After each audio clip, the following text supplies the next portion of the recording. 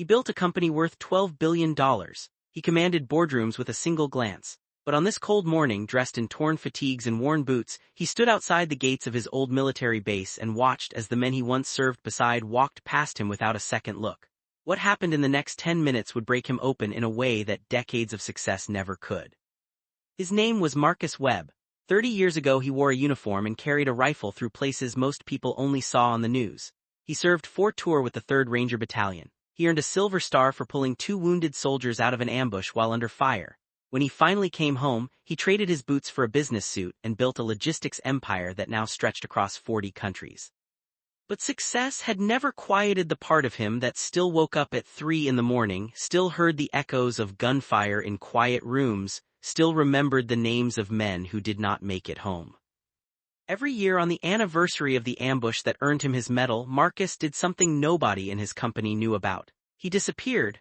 No assistance, no phone, no driver waiting outside. He put on old fatigues, let his beard grow rough, and became invisible in the one place invisibility used to mean survival.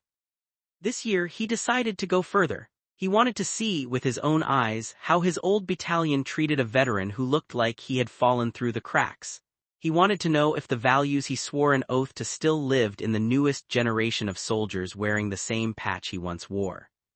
He stood outside the base gates just after sunrise, holding a cardboard sign that read "Homeless Veteran, anything helps, God bless." His hands trembled not from the cold but from memory. This was the same gate he had walked through as a 20-year-old private, terrified and proud in equal measure. The first hour was brutal. Officers in polished boots walked past without a glance. A young lieutenant muttered something about loitering and kept moving. Marcus felt something old and painful rising in his chest, a feeling he had buried under boardrooms and bank statements. He wondered if the world he once bled for had simply moved on without looking back. Then a young private named Elena Ruiz stopped. She could not have been more than 22. Her uniform was crisp, her boots freshly polished, but her eyes carried the same weight Marcus remembered from his own first deployment. She knelt down in front of him, not above him, and asked his name. He told her Marcus nothing more.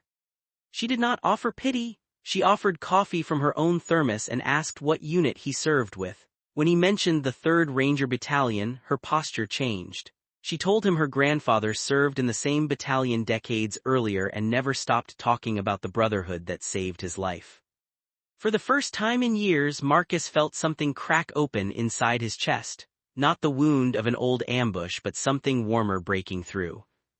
Elena did not stop there. She walked him inside the base to warm up, ignoring the raised eyebrows of 2 officers who clearly disapproved. She brought him a hot meal from the mess hall and sat with him while he ate, listening more than she spoke. When her commanding officer questioned why a homeless man was sitting inside their secure facility, Elena stood firm. She said the uniform they wore was supposed to mean something, and that meaning did not disappear just because someone fell on hard times. Marcus watched her defend a total stranger with the same courage he once used to defend his brothers under fire. In that instant, he understood something he had spent 30 years and $12 billion trying to find. The values that shaped him as a young soldier had not disappeared. They had simply been passed down to someone new. Before leaving, Marcus asked to speak privately with the base commander. He removed his worn jacket and revealed the faded Silver Star pinned beneath it, the same medal earned decades earlier on the same soil Elena now protected. The room fell silent as the commander realized who truly stood before him. Marcus asked for only one thing. He wanted Elena present when he revealed the truth. When Elena learned that the man she fed and defended was one of the most successful business leaders in the country and a decorated war hero, she did not react with excitement about money or fame. She simply said she would have done the same for anyone wearing that uniform, rich or poor, known or unknown.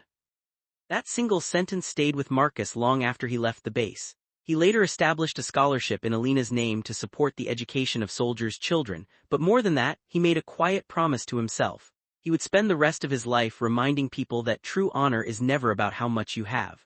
It is about how you treat someone who appears to have nothing at all.